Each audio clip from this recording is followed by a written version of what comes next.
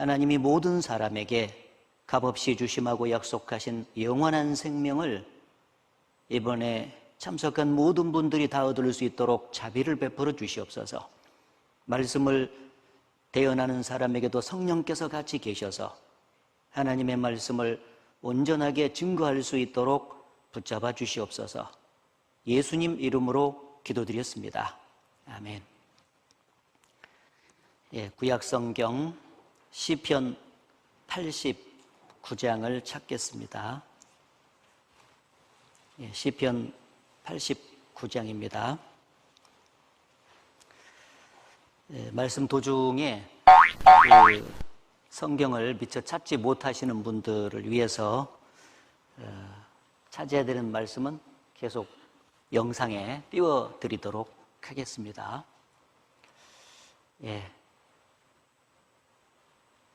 바로 영상에 보시면은, 화면에 보시면 이 말씀입니다. 같이 읽어보겠습니다. 나의 때가 얼마나 단촉한지 기억하소서. 주께서 모든 인생을 어찌 그리 허무하게 창조하셨는지요.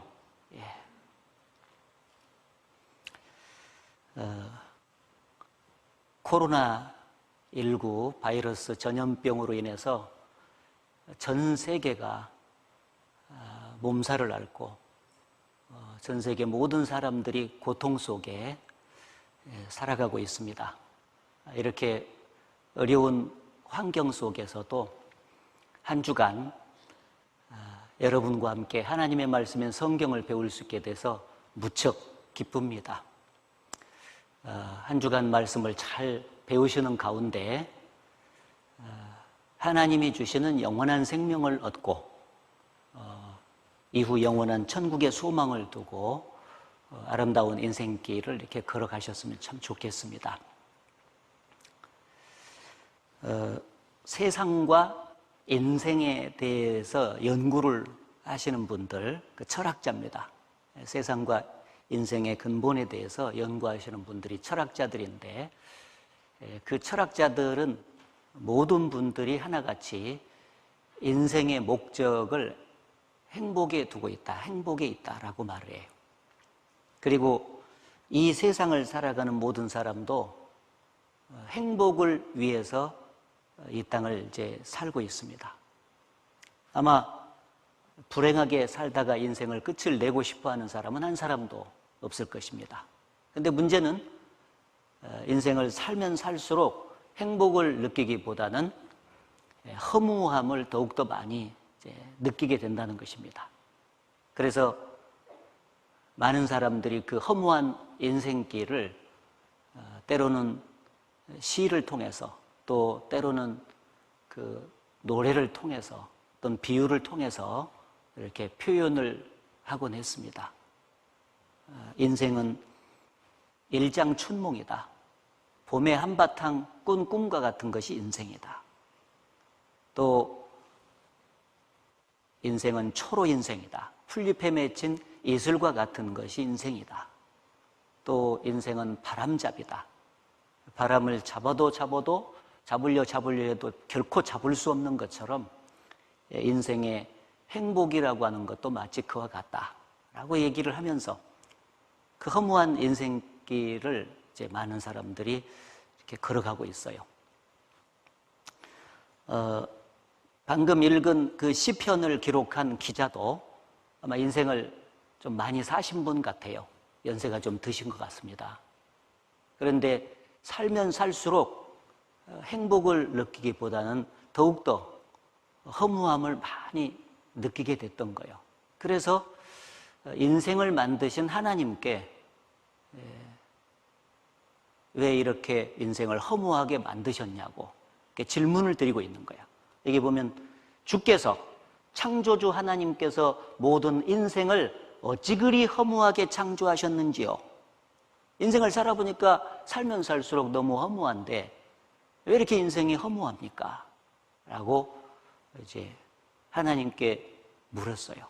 그래서 성경 속에 인생이 허무한 이유, 왜 허무한지를 쭉 말씀을 했는데 오늘 제가 세 가지로 그 말씀을 드리면서 이제 시작을 해보려고 합니다.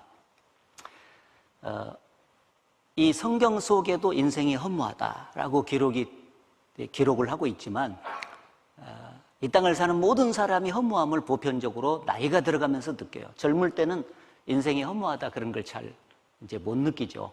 나이가 들어가면서 느껴요. 사람들이 행복을 잡기 위해서 사는데 잡힐 듯 잡히지 않는 삶의 화두가 바로 행복이다. 바람을 잡을 수 없는 것처럼 행복을 위해서 살지만 결코 행복을 잡지 못하고 인생이 끝나는 경우가 많다는 거죠. 돈을 많이 벌면은 행복할 줄 알았는데 돈벼락이 행복 시작이 아니더라. 그렇죠. 그래서 복권 당첨을 했던 복권 당첨자 미국에 많은 사람들이 이제 이렇게 있잖아요. 그 중에 대표적인 사람 3사람을 소개했는데 흥청망청 11년 만에 빚더미에 올랐다. 복권 당첨자가 말이죠. 그리고 믿고 따르던 친척이 원수로 바뀌고 부부싸움이 씨앗이 돼서 끝내 그 돈 때문에 이혼을 하고 말았다. 돈벼락이 행복이 시작이 아니라 불행의 시작이었죠. 가난한 사람도 돈 많은 사람도 아무도 행복하지 않다. 살아보니까. 고시 합격 박사 다 덧없다. 출세를 하면 그래서 명예를 얻으면 행복할 줄 알고 그것을 추구해 봤건만 역시 다 덫이 없더라. 허무하다는 거죠. 덧없는 권력의 뒤안길, 권력의 최고봉이 대통령들이지 않습니까? 그런데 우리나라 대통령들 쭉 보면은 말로가 그리 좋지 않죠. 그렇지 않습니까? 부하가 쏜 총탄에 맞아 죽으셨고, 그리고 2분은 감옥살이로 마감을 하셨고, 2분은 아들들이 감옥에 갔고, 그리고 이분은 자살로 마감하셨고, 그 뒤를 이은 2명의 대통령도 지금 감옥살이를 하고 계시죠. 여러분, 권력을 손에 쥐면 그게 행복인 줄 알지만 아니라는 거예요. 그때 권좌에 앉았을 때만 잠깐 반짝이고 지나가면 너무 허무해. 조수미 유명한 가수 있지 않습니까? 소프라노 가수인데 조수미 소리는 신이 주신 최상의 선물이다 하고 폰카레안 지휘자가 칭찬을 했죠. 황금 기러기상도 수상하고 국제 푸치니상도 수상을 한 유명한 가수입니다. 그런데 화려한 무대 후에 여기 보면은 무대 불 꺼진 뒤 화장 지울 때 허무감이 밀려와. 무대에 섰을 때는 막 정신없이 노래를 잘 불렀는데 화장 지울 때 허무감이 밀려와. 어느 단계에서 이렇게 쭉 노력을 해서 최고봉에 올랐다 해가지고 그 명예가 행복을 가져다 주지는 못하죠. 한국의 중년 남자들 가족과 직장 위에 앞만 보고 달려왔는데 문득 왜 이리 허전할까? 살면 살수록 허전한 거예요. 중년 여자들도 남편 자식은 번듯한데 왠지 인생이 허무해. 살면 살수록. 그래서 살면 살수록 허무한 인생길의 모습을 이렇게 공허로 해서 작품으로 이렇게 조각품으로 만들어 놓기도 하고 했죠. 밑 빠진 독에 물 붓기죠. 여러 가지 것을 추구해가지고 결국 보이는 세상의 모든 것들을 추구해보지만 결국 밑 빠진 독에 물을 부어봤자 차지 못하는 것처럼 이런 것들을 쏟아 넣어도 결국 빠져나오는 것은 허무. 결국은 살면 살수록 행복을 느끼기보다도 허무함을 더 많이 느끼는 게 인생길이 맞아요. 그래서 인생이 그렇게 허무한 이유, 그것을 성경 속에 말씀을 했는데 시편 90편 10절에 보면 우리의 연수가 70이요 강건하면 80이라도 그 연수의 자랑은 수고와 슬픔뿐이요 신속히 가니 우리가 날아가나이다. 요즘은 건강관리를 잘해서 100세 시대까지 이렇게 살지만은 보편적으로 사람이 한 7, 80년 사는 겁니다. 그런데 그 연수의 자랑은 수고와 슬픔뿐이다. 연수의 자랑이라는 것은 70년 내지 80년 인생길을 결산을 하면 그 말이에요. 결산을 하면 행복하고 한 단어가 뚝 떨어지면 오직 좋겠냐 그 말이에요. 그런데 수고와 슬픔이라는 두 단어로 압축이 돼서 인생이 떨어진다. 고생만 하다가 눈물만 흘리다가 인생이 끝이 나는 것입니다. 그래서 인생이 허무한 거예요. 그렇게 행복을 위해서 노력을 했으면 행복을 얻으면 좋겠지만은 반대로 고생만 하고 눈물만 흘리면서 인생이 끝이 나요. 그래서 인생을 다 사신 어르신들한테 어르신 인생이 행복하셨어요? 이렇게 물어보면 하나같이 한다는 말이 아이고 말도 마라 나같이 고생한 사람은 세상에도 없을 것이라고 다 이렇게 얘기를 하죠. 눈물 많은 인생, 고생 많은 인생. 그래서 나훈아 씨가 나와가지고 테스 형을 불렀죠. 아, 테스 형, 세상이 왜 이래, 왜 이렇게 힘들어. 물어봐도 소용없어. 답이 있어야지. 이 유행가 가사에는 인생이 다 녹아있지 않습니까?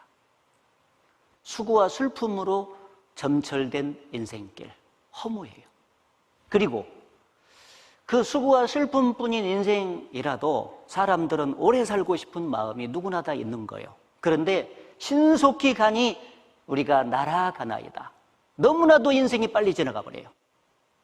오래 살고 싶은데. 그러니까 그만큼 더 또 허무함을 많이 느끼게 되는 것입니다. 그래서 성경에 잠깐 보이다가 없어지는 안개와 같은 것이 인생이다.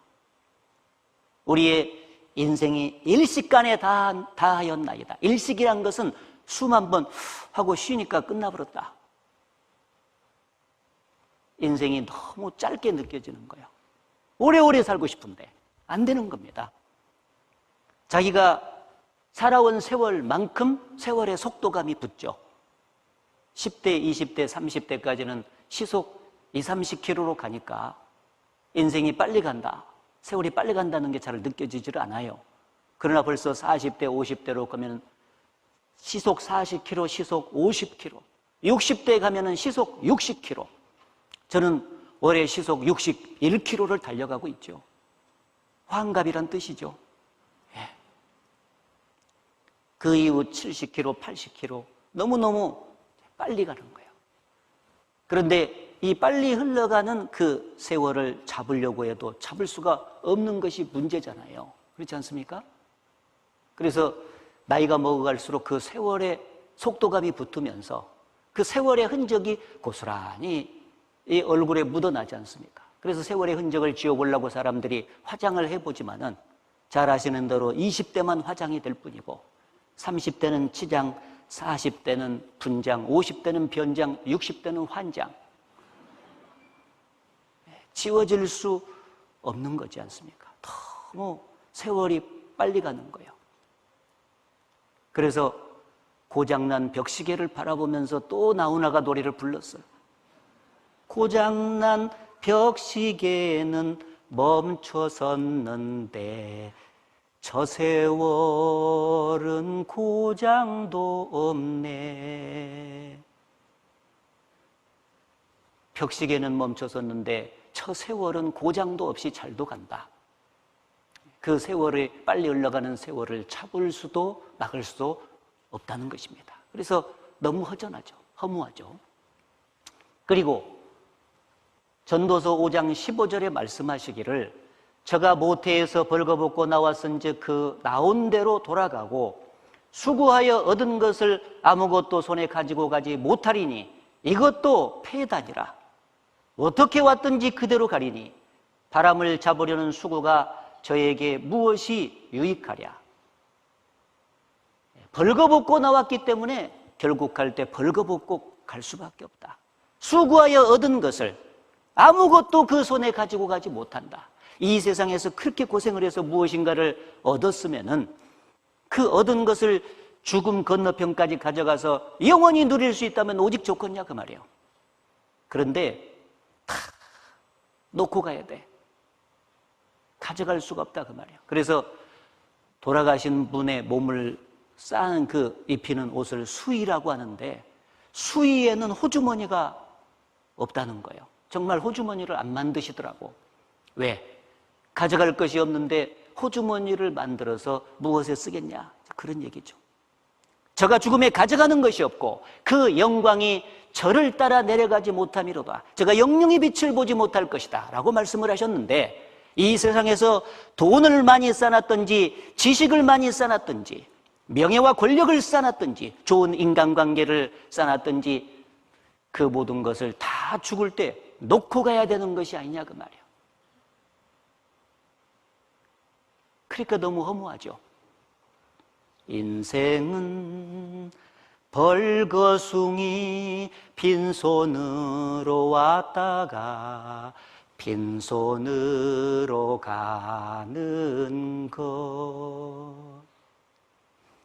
행복을 위해서 그렇게 노력을 하지만은 결국 수고와 슬픔으로 끝나는 인생. 오래 살고 싶지만 너무나도 짧게 끝나는 인생. 수고하여 얻은 것을 가져가고 싶지만 가져갈 수 없는 인생. 그래서 인생은 살면 살수록 허무한 것이라고 하나님께서 말씀을 해 주셨습니다. 그러면 이렇게 허무한 인생길을 마냥 계속 살아가다가 어느 날 죽음 건너편에 영원히 불행한 장소에서 살아야 되겠느냐 그 말이에요. 이제라도 그 허무한 인생길을 끝내버리고 향후 행복한 인생길을 걸어가다가 죽음 건너편에 영원히 행복한 장소에서 살 수는 없을까? 이 문제를 같이 깊이 생각해보고 답을 얻어보고자 한 주간 이렇게 어려움 속에서도 성경을 배우게 된 것입니다. 인생이 결국 행복하지 못하고 불행한 이유는 인생의 근본적인 문제가 사람 앞에 놓여 있는데 그 문제에 대한 답을 얻지 못해서 불행한 것입니다. 학생들이 시험 문제를 풀잖아요. 자기가 답을 알지 못하면은 그 답을 얻지 못하는 가운데 너무 마음이 고통스럽고 답답하죠. 행복하지 못해. 그런데 시험 문제가 탁 나왔는데 답을 탁 알고 쓰면은요, 얼마나 마음이 시원하고 행복합니까? 학생들이 작은 시험 문제를 풀 때도 그 답을 아냐 모르냐에 따라서 결과가 달라지지 않습니까? 그것처럼 모든 인생 앞에는 인생이 죽기 전에 풀어야 될 근본적인 문제가 다 놓여 있어요. 기독교인들에게만 놓여 있는 것이 아니라 이 땅을 사는 모든 사람 앞에 놓여 있다 그 말이에요. 그 인생의 근본적인 문제에 대한 답을 얻고 살 때 인생은 행복해지는 것입니다. 그래서 삼성그룹의 그 고 이병철 회장님 아시지 않습니까? 그분이 죽기 한 달 전에 24개항의 질문을 천주교 신부한테 보냈습니다. 그 질문의 답을 얻었는지 얻지 못했는지 알 수는 없지만은 인생을 깊이 생각하면서 고뇌한 가운데 인생의 근본적인 문제에 대한 질문을 한 거예요. 이분은 기업을 운영하면서 경영을 했지만 기업에 대한 문제도 아니고 경영에 대한 문제에 대한 질문이 아니었어요. 신과 인생과 인생의 근본적인 문제에 대한 질문을 쏟아낸 거예요. 그 모든 질문은 이병철 회장 앞에만 놓여 있는 게 아니에요. 죽음을 향해서 나아가는 모든 인생에게 다 놓여 있는 질문이죠. 그 질문을 저는 5가지로 압축을 해가지고 오늘 여러분에게 제시하고 여러분에게도 그 질문이 있다, 근본적인 문제가 있다는 것을 알려드리고 그걸 이번에 성경을 통해서 같이 답을 얻도록 도와드리겠습니다. 여기 보면은 인생의 근본 문제, 짜잘한 문제 말고 첫째, 창조주 하나님은 계실까? 태어나서 지금까지 인생을 살다 보면은 하늘을 탁 보면은 해와 달과 수많은 별들이 있잖아요. 이 땅을 보면 수많은 식물과 동물과 사람들이 살고 있지 않습니까? 그 앞에서 천지만물 그래요. 그 천지만물을 보면서 여러분은 무슨 생각을 하셨어요? 저 만물은 저절로 생겼을까? 누가 만들었을까? 만들었다면 과연 그분은 누구일까? 그런 생각을 하시면서 살으셨잖아요. 답을 얻으셨어요?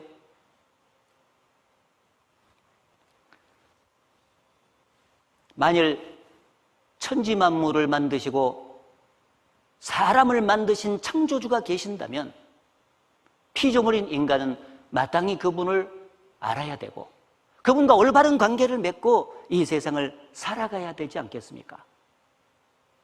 자기를 낳아주시고 길러주신 부모님과도 자식은 뗄래야 뗄 수 없는 불가분의 관계를 갖고 있고 자식은 마땅히 그 부모를 알고 그 부모와 올바른 관계를 맺고 그 부모가 베푸신 은혜에 보답하면서 살아가지 않습니까? 그렇다면 근본적으로 자기를 만드시고 자기에게 생명을 주시고 이 땅을 살게 하시는 창조주 하나님이 계신다면 인간은 피조물인 인간은 그분과 정말 뗄래야 뗄 수 없는 불가분의 관계를 갖고 있는 거예요. 그분을 믿어도 되고 안 믿어도 되는 문제가 아니지 않습니까?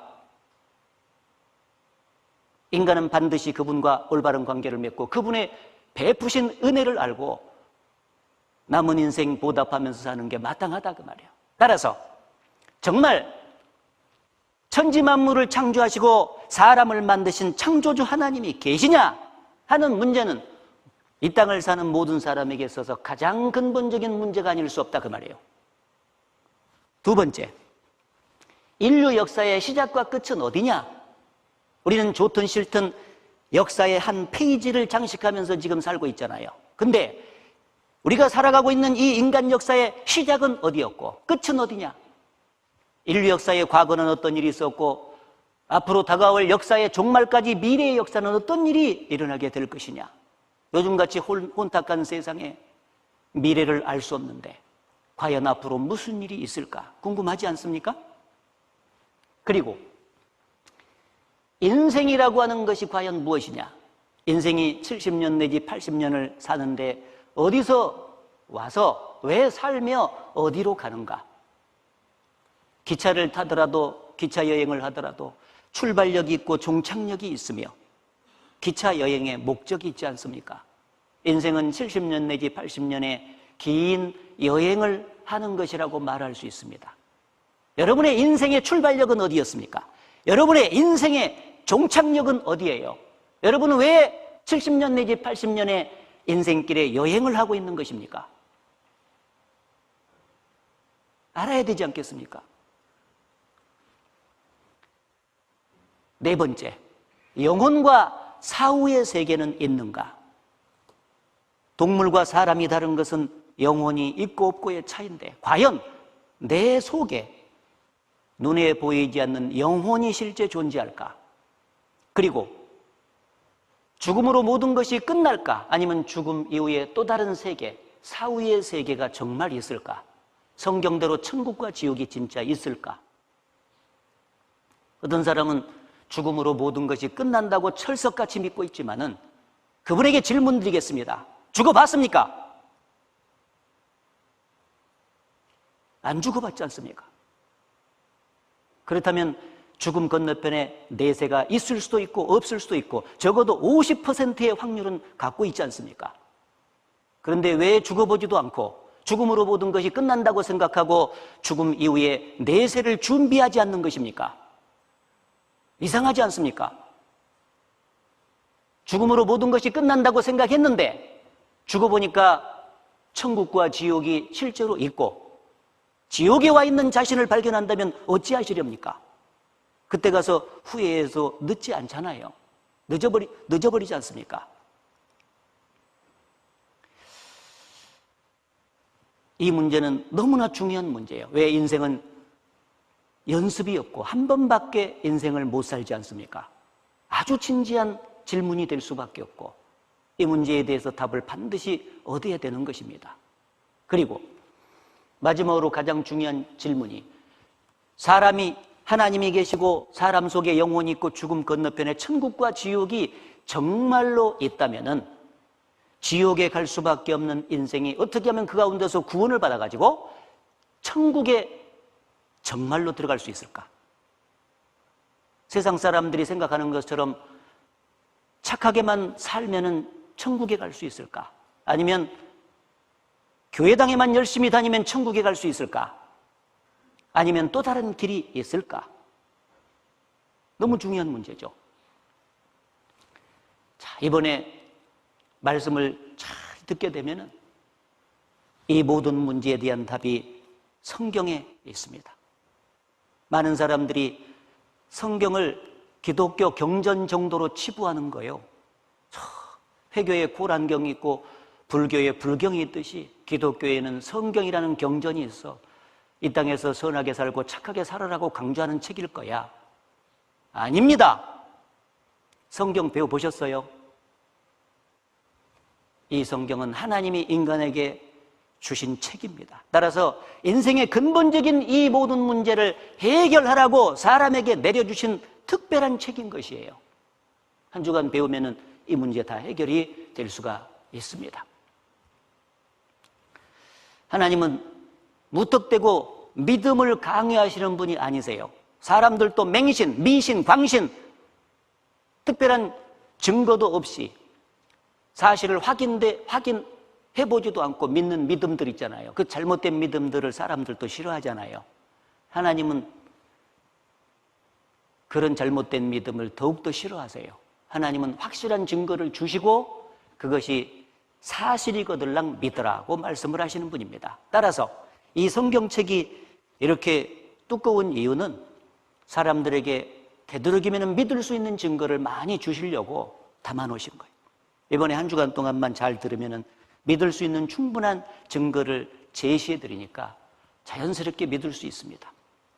자, 그러면은 가장 중요한 문제가 첫 번째, 하나님은 계실까? 이 성경을 공부하면은 여러 가지 다양한 증거를 토대로 해볼 때 하나님이 눈에 보이지 않아도 정말 계시는 것이 맞아요. 근데 많은 사람들은 하나님이 없다는 생각 속에서 살죠. 그래서 하나님은 시편 14편에 말씀하시기를 어리석은 자는 그 마음에 이르기를 하나님이 없다 하도다. 하나님이 없다고 말하는 사람을 하나님은 어리석다라고 말하죠. 자기를 낳아주시고 길러주신 부모님이 계신데도 부모가 없다 이렇게 말하면 어리석은 자식이잖아요. 마찬가지로 자기를 만드시고 이 땅을 살게 하시는 창조주 하나님이 계신데도 불구하고 하나님은 없다 이렇게 말하고 사니까 하나님 보실 때는 어리석다 이렇게 말할 수밖에 없는 것이죠. 자, 하나님이 실제로 계신데도 왜 많은 사람들은 하나님이 없다는 생각 속에서 살까? 여러 가지 이유가 있지만 가장 대표적인 이유는 눈에 보이지 않으니까. 사람처럼 눈에 보이면은 하나님 계신다는 걸 금방 받아들일 수 있잖아요. 근데 하나님이 눈에 보이지 않거든요. 그러면 눈에 보이지 않는 것은 존재하지 않는 것입니까? 여러분, 이 세상을 우리가 살고 있지만 보이는 것도 많지만 보이지 않는 것이 훨씬 더 많아요.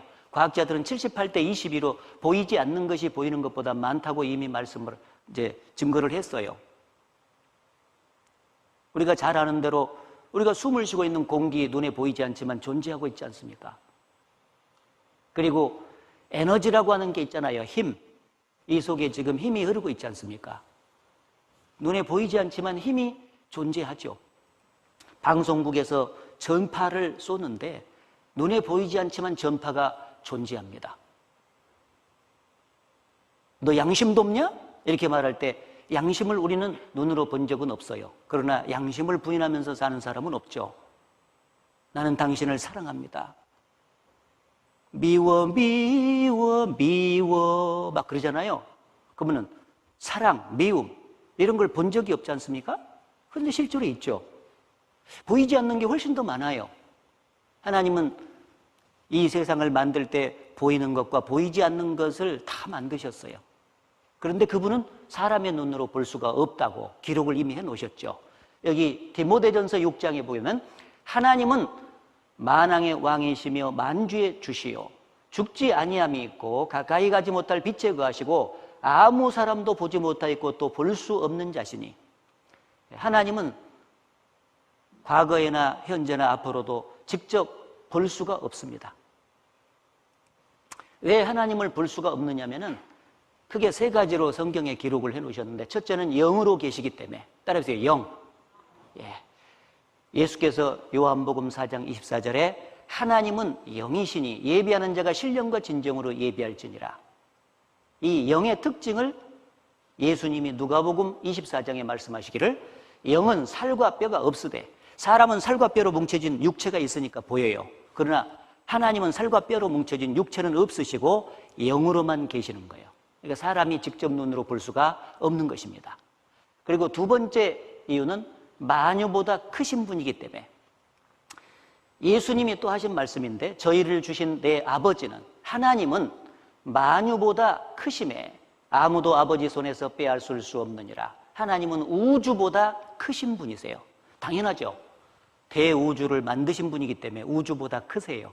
그래서 작은 제한된 눈을 가지고 있는 인간은 하나님 전체를 한꺼번에 볼 수가 없습니다. 마치 여기 보면은 코끼리 위에 작은 개미가 계속해서 코끼리 몸을 타고 붙어서 움직이고 있잖아요.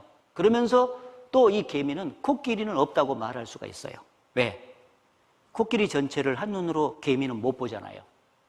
사람은 코끼리가 커도 이렇게 다 보이니까 코끼리 있네. 근데 개미는 너무 제한된 눈을 갖고 있기 때문에 다 못 봐요. 그래서 코끼리 없다라고 말할 수 있죠. 코끼리 몸에 붙어 있으면서도. 마찬가지로 사람은 하나님이 만드신 지구 땅덩어리에 개미가 붙어 있는 것처럼 붙어서 살아요. 그럼에도 불구하고 우주 전체를 못 봐요. 따라서 우주보다 크신 하나님을 직접 볼 수가 없기 때문에 하나님이 없다라고 말할 수 있다. 그러나 코끼리가 실제 존재하는 것처럼 만유를 지으신 하나님은 존재한다. 그런 뜻입니다. 그리고 세 번째는 그분은 빛이신 거룩하신 분이세요. 하나님은 빛이시라 그에게는 어둠이 조금도 없으시니라. 빛이 어둠에 직접 비치면은 어둠은 물러가듯이, 빛 대신 하나님이 직접 사람에게 나타나면 죄악이 가득 찬 어둠인 인간은 즉사하도록 돼 있어요. 그래서 출애굽기에 보게 되면은 나를 보고 살 자가 없음이니라. 하나님이 직접 나타나 보이시면 사람은 다 죽어요. 그래서 영으로 계시고 너무 크시고 너무 거룩하신 분이기 때문에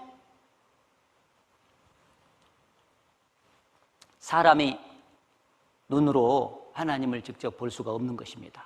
그러면 그 눈으로 직접 볼 수 없는 하나님을 영영 알 수도 없고 만날 수도 없다는 말이냐? 눈으로 볼 수 없지만 알 수 있는 길을 하나님께서 주셨어요. 여기 보이지 않는 것들을 보는 방법이 이 세상에서도 따로 있지 않습니까? 세균은 현미경을 통해서 보죠. 멀리 있는 별은 망원경을 통해서 보죠. 전파는 텔레비전을 통해서 보죠. 보이지 않는 하나님은 바로 성경을 통해서 볼 수가 있는 것입니다. 따라해 보세요. 성경. 여러분들 앞에 있는 이 성경을 통해서 하나님을 알 수 있어요. 그래서 하나님은 성경을 통해서 자기 자신을 사람에게 나타내 주셨고, 사람은 성경을 공부하고 배우는 가운데 하나님을 알고 구원도 받고 살 수 있도록 해 주신 거예요. 요한복음 1장 1절에 보면은 태초에 말씀이 계시니라. 이 말씀이 하나님과 함께 계셨으니 이 말씀은 곧 하나님이시니라. 이 성경 말씀 이퀄 하나님. 이상하잖아요. 이 성경이 하나님이래요. 무슨 뜻이냐면 이 성경 말씀 속에 말씀이 기록이 됐는데 이 성경 말씀 속에는 하나님의 마음과 생각이 다 들어있던 거예요. 원래 이 성경의 내용이 하나님 속에 들어있던 겁니다. 그것이 사람의 말로 기록이 돼가지고 한 권의 책으로 사람에게 보여진 거예요. 그래서 사람 말로 기록은 됐지만 내용이 하나님의 것이에요. 그래서 성경을 하나님의 말씀이라고 이제 보통 합니다. 그래서 말씀은 곧 하나님이시라. 그래서 하나님은 이 성경을 기록하기 위해서 과거에 1600년간에 걸쳐서 40명의 기자를 선발을 해내셨습니다. 이 세상에서 선발을 이렇게 쭉. 그래서 그 40명의 기자를 감동시켜서 계시해 주신 것을 40명의 기자가 받아서 써서 성경이 나온 거예요. 여기 보면은 예언은 언제든지 사람의 뜻으로 낸 것이 아니요 오직 성령의 감동하심을 입은 사람들이 하나님께 받아 말한 것임이니라. 따라해보세요. 하나님께 받아 말한 것임이라. 예, 40명의 기자가 하나님께서 계시해 준 내용을 쭉 받아서 기록을 했습니다. 그래서 한 권의 책으로 보내진 거예요. 그래서 이 성경을 하나님이 사람에게 보내주신 편지라 이렇게 말을 해요. 따라해보세요. 편지. 이 편지는 멀리 있는 사람에게 마음과 생각을 전달하는 수단이잖아요. 갈 수 없을 때. 편지가 편지 보낸 사람을 대신해 주죠. 편지 속에는 보낸 사람의 마음과 생각이 다 들어있는 겁니다. 성경이 하나님의 편지 역할을 해주고 있는 것입니다. 예수님은 예수 그리스도는 BC와 AD를 이렇게 나누는 역사의 중심 인물이죠. 기원전, 기원후가 예수 그리스도의 탄생을 기점으로 이제 나누어집니다. 성경은 지금 한 권의 책으로 되어 있는데 크게는 구약 성경과 신약 성경 두 파트로 나눌 수가 있어요. 그래서 구약 성경은 39권이 뭉쳐 있고 신약 성경은 27권이 뭉쳐 있어요. 합하면 66권이에요. 그래서 이 성경을 쭉 보면은 66권이 모여져 있다는 걸 알 수가 있습니다. 그래서 구약 성경은 예수님이 오시기 전에 1500년간에 걸쳐서 기록이 됐고 신약 성경은 예수님이 오신 후 100년 사이에 기록이 됐어요. 그러니까 합하니까 1600년. 기록한 사람은 말씀드린 대로 40명. 그들의 직업은 왕부터 세리까지 아주 다양했습니다. 전부 다 지중해 근방에서 대부분 기록이 됐는데 1600년에 걸쳐서 40명의 기자에 의해서 기록된 이 성경을 쭉 연구를 해보니까 놀랍게도 주인공이 한 분으로 통일이 됐어요. 그 주인공이 누구냐면 바로 역사의 주인공이셨던 예수 그리스도입니다. 따라해보세요. 예수님. 예수님이 바로 성경 전체의 주인공이세요. 그래서 하나님은 사람에게 이 성경을 내려주셨잖아요. 그래서 성경을 지금 모든 사람에게 증거하고 있습니다. 목적이 뭐냐면은 이 성경의 주인공이신 예수님 한 분을 증거해서 영원한 생명을 얻도록 하는 게 성경을 내려주신 목적이에요. 여기 기록이 돼 있죠.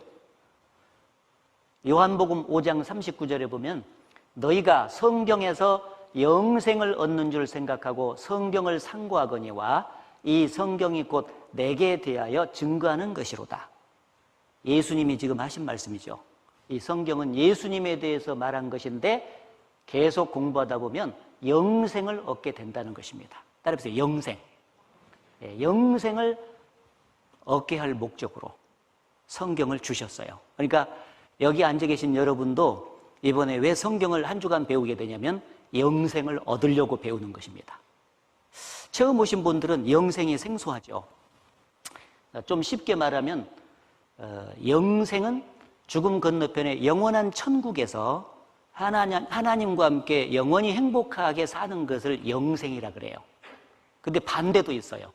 영벌 또는 영멸이라고 하는데 그것은 죽음 이후에 지옥에서 마귀와 함께 세세토록 고통을 받으면서 사는 것을 말해요. 그래서 이 성경을 주신 목적은 그 영벌의 장소인 지옥에 가지 아니하고 영생의 장소인 천국에 가도록 하나님께서 내려주신 책입니다. 따라서 이 성경을 보면은 죽음 건너편에 내세가 실제로 존재한다는 것을 전제하고 기록이 된 거죠. 많은 사람들은 죽음으로 이 세상이 끝난다고 생각하지만 그게 사실이 아니라는 거예요. 틀림없이 죽음 건너편에 내세가 있다. 그런데 그 천국에 들어가기 위해서는 반드시 성경을 통해서 영생을 얻어야 된다라고 말하고 있습니다. 그런데 그 천국에 들어가기 위해서 영생을 얻어야 되는데 많은 사람들은 이 인간편에서 무슨 대가를 지불하고 그 결과 영생을 얻는 줄로 알아요. 뭐 착하게 산다든지 교회를 열심히 다든다든지 종교의 계율을 지킨다든지 돈을 많이 바친다든지 인간편에서 뭔가 대가를 지불하고 그 결과로 영생을 얻고 천국 가는 줄 알아요. 근데 그게 오해입니다. 하나님이 인간에게 주신 영원한 생명은 선물입니다. 따라서 선물.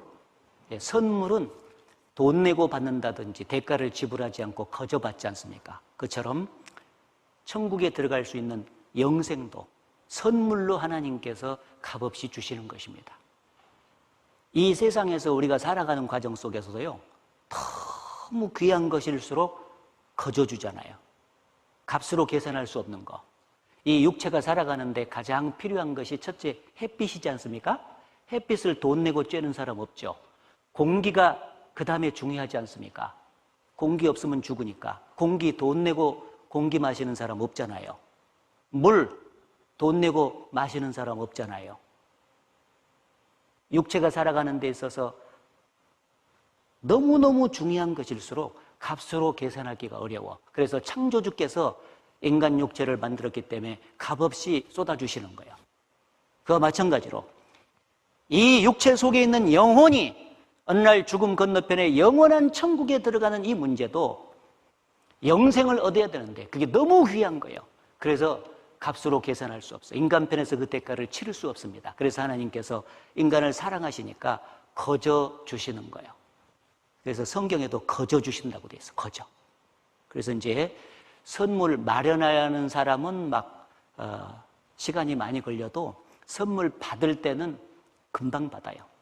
선물 받으세요 하면 금방 받으면 저희 것이지 않았습니까? 그래서 이 영생의 선물도 이번 한 주간 동안 말씀 잘 들으면 좋게요. 받는데 전혀 지장이 없습니다.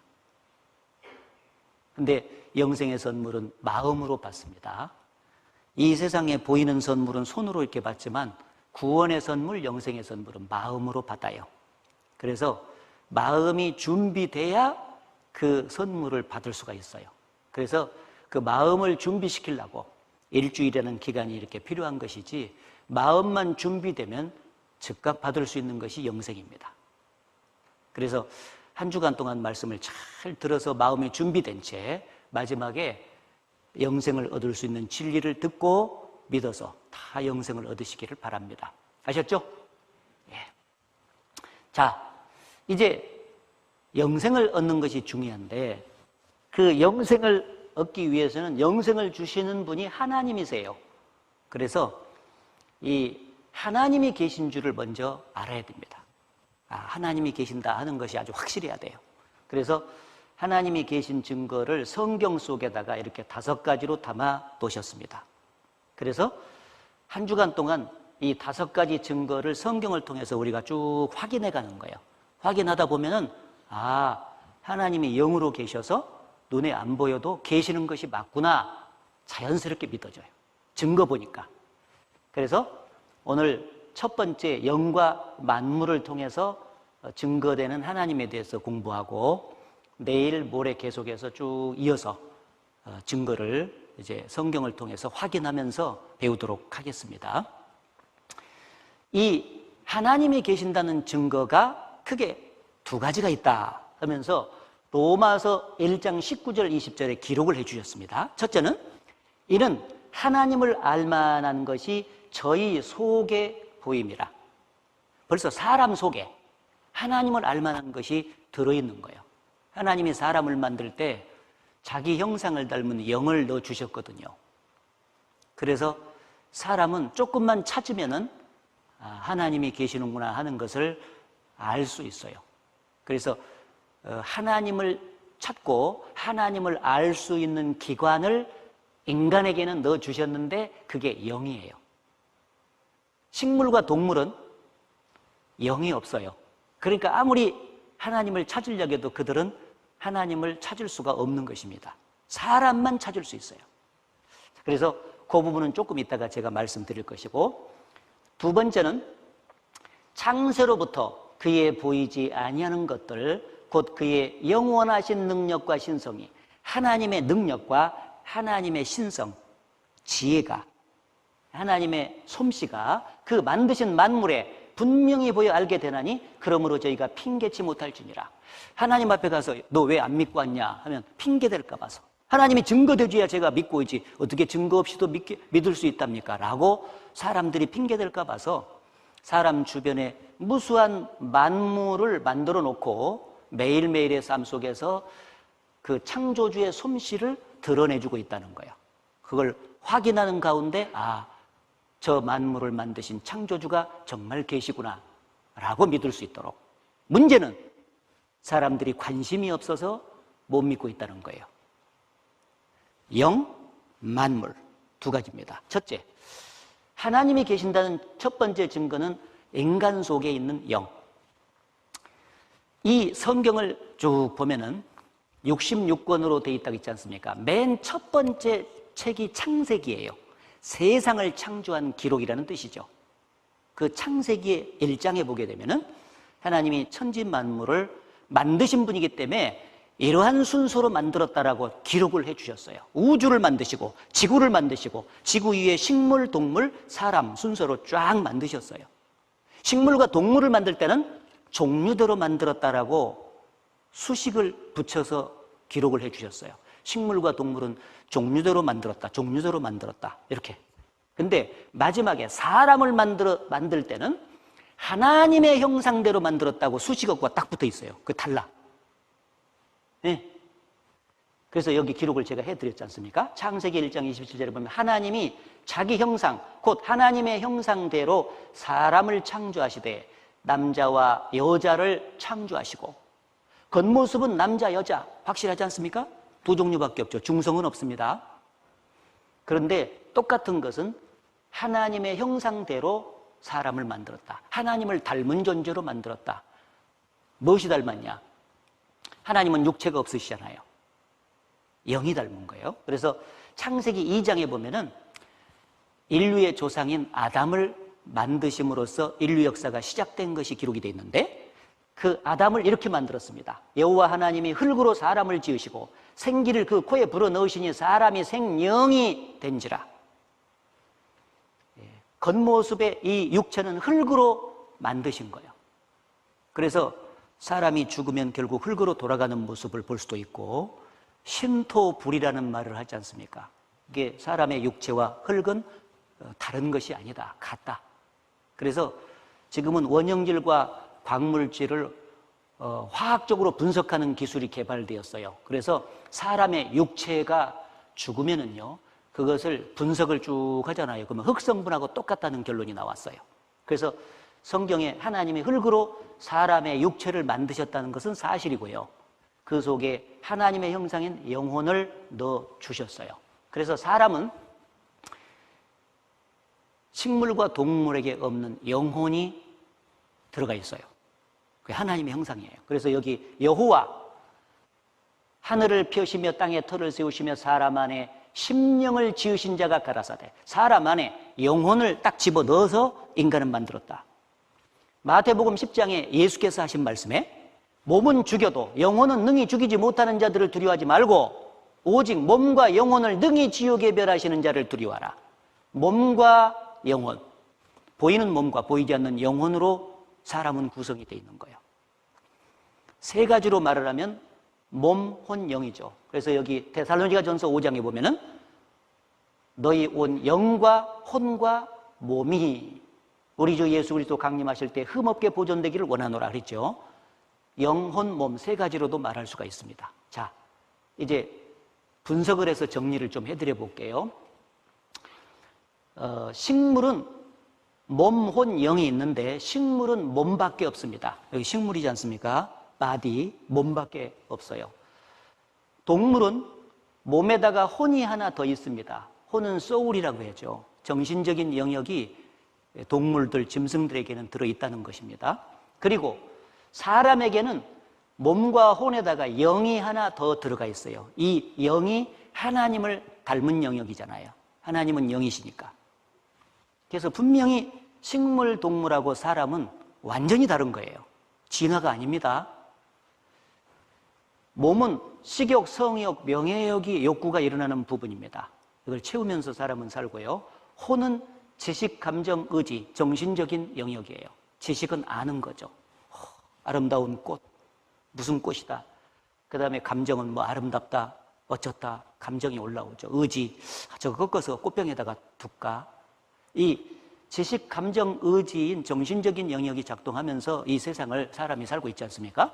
그런데 짐승에게도, 동물에게도 이 옅은 영역이지만은 좀 낮은 영역이지만 정신적인 영역이 들어가 있어요. 근데 사람만 있는 것이 영인데 이 영의 요구가 세 가지가 있어요. 종교심, 양심, 영원 사모심, 이 세 가지의 요구가 있는데 이거는 사람 비슷하게 생긴 원숭이한테도 없는 거예요. 사람들은, 진화론자들은 원숭이가 사람이 됐다고 하는데 천만의 말씀. 원숭이는 하나님의 형상인 영이 처음부터 들어있지 않아요. 하나님을 찾고 만날 수도 없습니다. 짐승입니다, 그건. 자, 육신적인 요구와 영적인 요구로 대조를 해서 좀 생각해 보죠. 이 육신적인 요구는 식욕, 성욕, 명예욕, 재물욕 이런 것들이 끊임없이 올라오죠. 그래서 식욕이 있으니까 아침, 점심, 저녁 먹어줘야 돼요. 그리고 성욕이 있기 때문에 결혼해서 일정 부분 성생활을 통해서 이 성적인 욕구를 사람은 채우면서 살죠. 명예욕이 있기 때문에 이름을 내려 그래. 남보다 더 이름을 내려고 그러죠. 재물욕이 있기 때문에 더 많이 소유하려고 하죠. 평생 사람은 이 육신적인 요구를 채우면서 삽니다. 그런데 이 육신적인 요구를 채우는 것으로 인생에게 행복이 올까? 안 옵니다. 짐승은 육신적인 욕구를 채워주면 만족한대요. 암수 있고 먹을 것, 마실 것 있고 적절한 조건을 채워주면 만족한답니다. 근데 사람은 한 개인에게 이 육신적인 요건을 완전하게 채워줘도 만족이 없어요. 솔로몬이라는 사람은 이 세상에서 특별하게 하나님께서 선택해가지고요, 그가 이 세상에서 육신적으로 하고 싶은 것, 먹고 싶은 것, 마시고 싶은 것, 해보고 싶은 것 다 해봐라고 한 사람한테 준 거예요. 그걸 다 누려보고 소감이 어떻다니 했더니 그 전도서 1장 맨 첫 들머리에 헛되다는 말씀을 5번 써서 결론 냈더라고. 육신적인 요구를 채우는 것만으로 결코 사람은 만족과 행복이 없습니다. 왜 그러냐면은 영이 있어서 영적인 요구가 따로 흘러나와요. 이 영적인 요구가 있다는 걸 오늘 하나님이 여러분에게 알려준 거예요. 여러분이 모르고 사니까. 3가지 말씀드렸죠. 종교심, 양심, 영원사모심. 이 3가지의 요구가 여러분 속에서 흘러나오는 것이 정말 사실이라면은 여러분 속에 하나님의 형상을 닮은 영혼이 있고 그 영혼을 넣어주신 하나님이 실제 계시는 거예요. 확인해 봅시다. 종교심은 신을 찾는 마음이에요. 인간은 태어나면서부터 죽을 때까지 자기를 창조한 신을 찾아요. 이 영의 욕구요, 그게. 짐승은 신을 안 찾습니다. 사람 비슷하게 생긴 원숭이도요, 사람 흉내 대부분 많이 내지 않습니까? 그런데 사람처럼 신을 찾는 모습이 깊이 기도를 한다든지 이렇게, 네. 뭔가 제사를 막 지내고 그러다가 절을 한다든지 이런 건 원숭이가 못 온대. 근데 사람은 인간 역사가 쭉 흘러가는 오른편에 항상 종교의 역사가 이렇게 따라붙잖아요. 그죠? 원시 시대에는 다듬어지지 않는 종교의 모습이 있었어. 뭔가 신에 대한 갈망은 있는데 진짜 신을 못 만났잖아요. 그러다 보니까 하나님이 만드신 피조물에다가 신의 이름을 붙여서 섬김으로써 대리만족을 했던 것입니다. 그걸 우상숭배라고 말해요. 태양을 보고 태양신, 달을 보고 달신, 바다의 용왕신, 산의 산신, 고목나무에 고목나무 신이 있다고 빌잖아요. 유치하지만은 인간 속에 있는 종교심의 반영이죠, 그게. 요즘은 종교가 다듬어졌어요. 기독교, 불교, 천주교, 이슬람교. 종교가 얼마나 많은지 몰라. 자, 그런 수많은 종교가 있다는 것은 사람 속에 진짜 신을 찾는 마음이 있다는 것을 말해주고 있는 거예요. 근데 문제는 진짜 신을 만나야 사람은 행복할 것 아니냐고. 자기를 창조해 주신 하나님을 잃어버리고 사는 인생은 마치 엄마를 잃어버린 아이와 같아요. 엄마를 잃어버린 아이는 그때부터 울잖아요. 옆에서 뭐 장난감 깎아 사줘도 그때뿐이고 조금 있으면 엄마를 잃어버린 끝에 생긴 허공이 마음속에 자리 잡기 때문에 이걸 해결하려면 근원이 해결돼야 돼.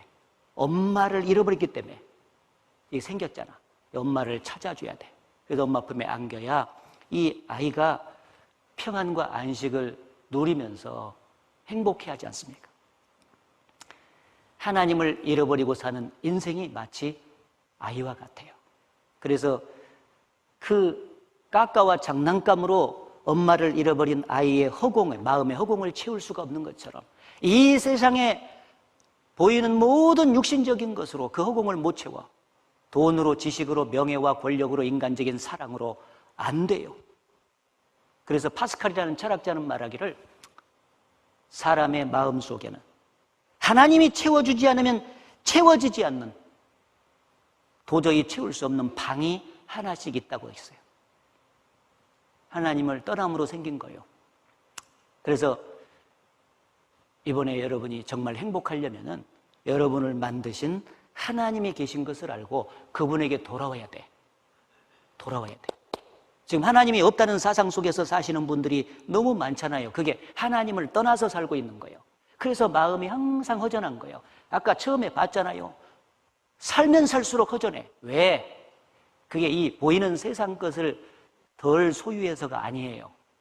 하나님을 떠나서 생긴 허공이라고. 그러니까 그걸 돌아와야 돼.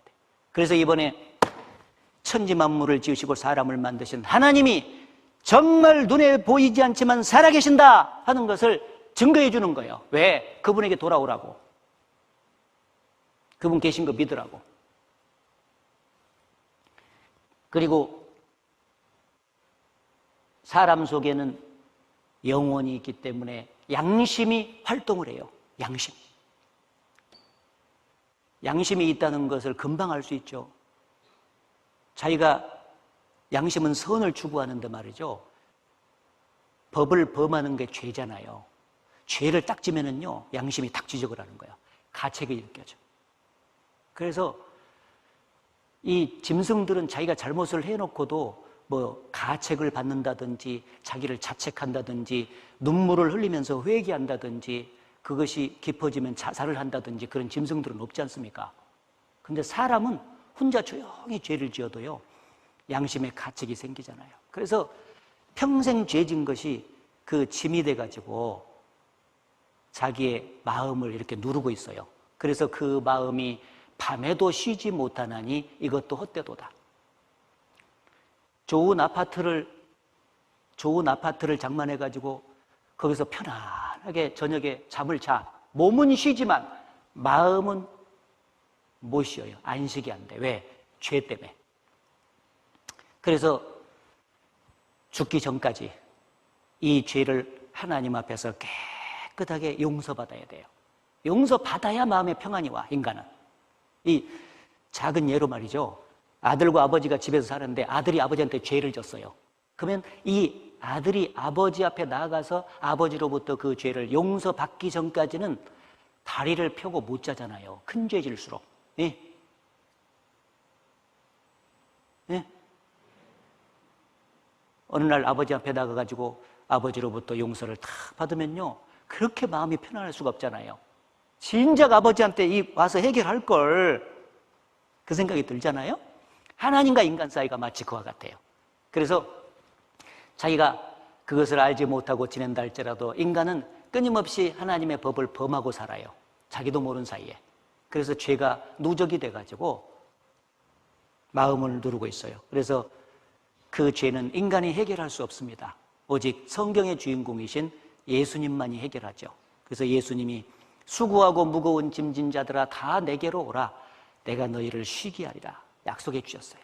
그 무거운 죄짐을 가지고 인생길을 사는 사람들의 죄짐을 예수께서 벗겨주시고 그 마음속에 안식을 주실 것을 약속해 주셨습니다. 그래서 이제 오늘 이번에 여러분이 이렇게 말씀을 쭉 꾸준히 들으시면요, 마지막 부분에 죄 문제를 해결할 수 있는 예수 그리스도를 제가 또 소개를 성경을 통해서 해드리게 되어 있습니다. 그분 만나야 돼요. 그리고 마지막으로 영원을 사모하는 마음을 주셨느니라. 사람은 7, 80밖에 못 살아요. 근데 항상 영원에 대한 동경이 있어요. 영원히 행복하게 살고 싶소. 이런 노래는 원숭이는 못 불러. 사람만 딱 불러요. 왜? 영원히 사시는 하나님이 사람을 만드실 때 영혼을 딱 넣어주시면서 그 영혼 속에다가 영원 사모심을 도장 찍듯이 딱 찍어놓은 거예요. 이게 죽을 때까지 사람은 항상 영원에 대한 갈망이 있는 거예요. 이 세상에서도 갈망이 있는 곳에는 대상이 있어요. 사촌기에 접어들면 이성을 향한 그리움이 폭발적으로 사람에게 올라오잖아요. 이성이 있으니까 올라오는 거예요.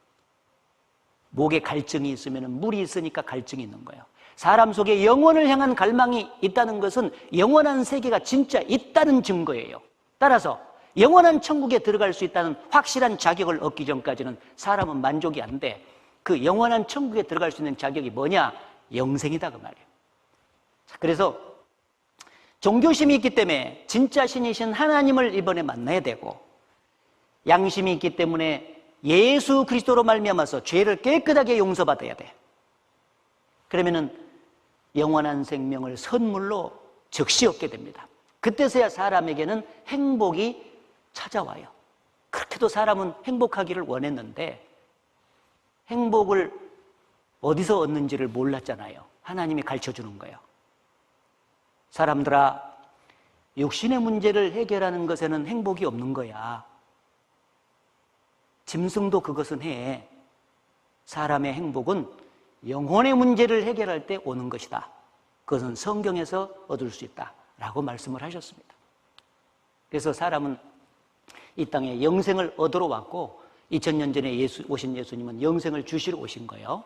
그래서 이번에 꼭 영생을 값없이 얻으셔야 되겠습니다. 자, 종교심이 여러분 속에 있죠. 양심이 작동하고 있죠. 영혼을 사모하는 마음이 있죠. 그렇다면 여러분 속에 영혼이 있고 영혼을 주신 하나님이 실제 계시는 것입니다. 자, 이제 두 번째로 올라가야 되는데 박수 2번 치겠습니다. 박수 2번 시작. 박수 5번 시작. 예, 착착 착착착 시작.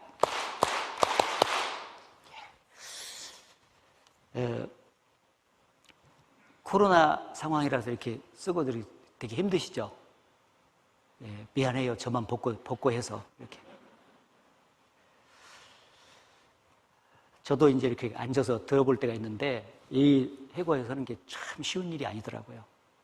그래서 그래도 참 하나님이 주시는 이 은혜의 선물을 받기 위해서 그래도 잘 한번 들어보시면은요, 이번에 정말 귀한 선물을 얻게 될 겁니다. 자, 이제 하나님이 계신 증거, 인간 속에 있는 영, 그리고 두 번째는 말씀드린 대로 하나님이 계신다는 증거가 천지 만물 그랬습니다. 천지 만물을 보면 하나님이 계신 것을 알 수 있다, 그런 얘기죠. 천지 만물을 딱 보면은 아까도 말씀드렸는데 저것이 저절로 생겼을까 누가 만들었을까 둘 중 하나예요. 그거 여러분 결판 내야 됩니다. 이제 죽을 때까지 결판 안 내면 죽으면 소망이 없는 장소로 가요. 여러분 반드시 그거 해결해야 됩니다. 창조자 없이 저절로 생길 수 있는가? 천지 만물이. 여러분 어떻게 생각하십니까? 진화론자들은 말하기를 창조자를 부인하죠. 그래서 창조자 없이 저절로 이 세상에 있는 만물이 생겨났다는 거예요. 그리고 단순한 생물에서 복잡한 생물로 진화의 과정을 통해서 모든 만물이 생겨났다. 창조주를 철저하게 부인하는 사상이 진화론이죠. 어떻습니까? 저절로 생겨날 수 있습니까? 생명체의 최소 단위가 단세포입니다. 단세포. 사람은 약 70조 내지 100조 개의 단세포가 모여서 사람의 육체를 구성하고 있어요. 그 단세포는 단백질하고 DNA가 이제 결합이 돼가지고 단세포가 되는 것입니다. 그러면은 이 단백질 하나가 창조자 없이 우연에 의해서 생길 수 있는 확률이 얼마나 되는가 학자들이 조사를 했어요. 10의 130자승분의 1이다 이렇게 나왔습니다. 단세포는 10에 16만 7천 자승분의 1이다. 이 정도 확률이 어느 정도냐? 10에 50자승분의 1이 수학적으로 0입니다. 그러니까 이 정도의 확률은 세상에서 안 일어난다는 거예요. 그러면은 10에 130자승분의 1은 이것보다 작죠, 확률이 더. 이건 훨씬 더 작죠. 다시 말하면은 단백질 하나, 단세포 하나라도 창조자 없이 우연에 의해서 생겨날 수 있는 것은 생겨날 수는 없다는 것입니다. 불가능하다. 반드시 창조자가 있어야 되는 거예요. 이런 정도의 확률은 인쇄소에 활자가 막 박혀 있는데 갑자기 폭탄이 떨어져서 활자가 공중으로 올라갔는데 내려오면서 백과사전이 하나 만들어져 내려온다. 이건 불가능하지 않습니까? 그런 확률보다도 이게 적은 거예요. 그래서 반드시 창조자가 계셔야 된다. 우리가 이런 확률적인 거 생각 안 해봐도요, 그냥 가장 쉽게 생각해 볼 수 있어요. 우리가 살고 있는 주변에 수없이 많은 물건들이 만들어져 있지 않습니까? 이런 물건들이 있잖아요, 이렇게. 그럼 이게 저절로 생겼냐, 누가 만들었냐를 생각해 보면 알 수 있잖아요. 마이크? 사람이 만들었죠. 스피커? 만들었죠. 양복? 사람이 만들었죠. 여러분, 우리 주변에 있는 물건 중에서 어떤 것이 저절로 생겨난 게 있어요? 다 사람이 만들었기 때문에 나왔잖아요. 그런데 왜 우주 만물은 저절로 생긴다고 생각해요? 이상하잖아요. 논리적으로 안 맞는 거예요. 그리고 진화론자들도 이제 40년 전에 1980년도에 학자들이 모여가지고 서로 토론을 해서 연구한 결과 진화론자들도 소진화는 있지만 대진화는 없다라고 결론을 냈어요. 그러니까 진화론이 맞으려면 진화의 과정이 이게 입증이 돼야 되는데 소진화는 있어도 대진화는 없다. 결론이 냈습니다. 그게 뭐냐? 이 변이가 있고 진화라고 하는 것이 이렇게 있는데요. 우리가 사는 이 세상에 변이는 분명히 확인할 수 있어요. 그러나 진화는 확인이 안 돼요. 진화가 확인이 돼야 진화론을 믿을 수 있는데 말이죠. 변이라고 하는 것은 한 종 내에서, 이 종이 이렇게 한 종입니다. 종 내에서의 다양한 변화를 말하는 거예요. 예를 들면은 개라는 종이 있어요. 개. 멍멍, 개. 개라는 종 내에서 다양한 변화가 있잖아요. 불독도 있고, 세파드도 있고, 스피치도 있고, 똥개도 있고, 요 중에 수없이 많은 애완용 반려견들이 수없이 많잖아요. 그러나 그 많은 다양성에도 불구하고 종은 개라는 종 내에서 묶여 있는 거예요. 절대 이 종에서 다른 종으로 건너뛸 수가 없어요. 진화는 뭐냐면은 이 종에서 다른 종으로 변화가 일어나야 돼. 이걸 진화라 그래. 근데 지금까지 우리가 역사 속에서 쭉 사는 경우에도 어떤 경우에도 이 종에서 다른 종으로 변화가 될 수는 없어요. 예를 들어서 여기 개인데 여기 원숭이가 있잖아요. 원숭이라는 종이 있고 여기 이제 사람이 이렇게 있을 수 있지 않습니까? 그럼 원숭이가 있고 이렇게 사람이 있어요. 근데 여기서 개에서 원숭이가 된다든지 원숭이에서 사람이 된다든지 이런 일이 있을 수가 없어요. 왜냐하면 하나님께서 교배할 수 있는 유전인자의 범위를 딱 정해놓은 거예요. 한 종 내에서만 교배를 할 수 있도록 딱 정해놓은 거예요. 그래서 개끼리는 서로 이제 교배를 해가지고 개가 생산이 되지 않습니까? 그런데 개하고 원숭이는 안 되는 거예요. 안 돼. 교배할 수 있는 유전인자의 범위가 딱 정해져 있는 것입니다. 결코 원숭이가 사람이 될 수가 없는 거죠. 그래서 콩 심은 데 콩 나고 팥 심은 데 팥 난다는 우리 속담이 있는데 그게 정답이에요. 원숭이 심은 데는 원숭이 나고 사람 심은 데는 반드시 사람 나죠. 하나님이 처음부터 종별로 창조하고 그 종은 계속해서 그 종을 생산하는 진리를 따라서 이 세상이 지금 유지되고 있는데 무슨 진화가 된다는 거예요. 그 믿어서는 안 됩니다. 여러분은 이 창조냐 진화냐를 반드시 결정해야 돼요. 이거 미루다가는요 어느 날 갑자기 죽음 건너편에 이게 결정이 되지 않되 죽음을 건너가면 소망이 없는 장소로 가요. 명심해야 됩니다. 왜냐하면 엄연한 진리를 선택하는 것이기 때문에 중요한 문제죠. 그래서 여기 신문에 보면은 생명체 출발점 우연히 만들어질 확률은 제로다. 생명체 생성 확률 10의 130자성분의 1이다. 아까 저기 그 단백질 하나가 우연에 의해서 생성될 확률이 130자성분의 1이라고 했지 않습니까? 이것은 설계자 없이는 불가능하다. 예. 그래서 반드시 설계자이자 창조자가 있어야 만물이 나오는 것입니다. 성경은 일찌감치 기록을 해주셨죠. 히브리서에 보면 집마다 지은이가 있으니 만물을 지으신 이는 하나님이시라. 집을 보면 모르겠냐? 이 집마다 지은이가 있지 않냐? 설계자가 있고 시공자가 틀림없이 있듯이 만물도 반드시 지으신 분이 있는데 그분이 바로 성경의 하나님이다. 그래서 창세기 1장 1절에 태초에 하나님이 천지를 창조하시니라. 이 성경 맨 첫 장 맨 첫 절에 말씀이에요. 밑도 끝도 없이 써놨어. 태초에 하나님이 천지를 창조하시니라. 그렇죠.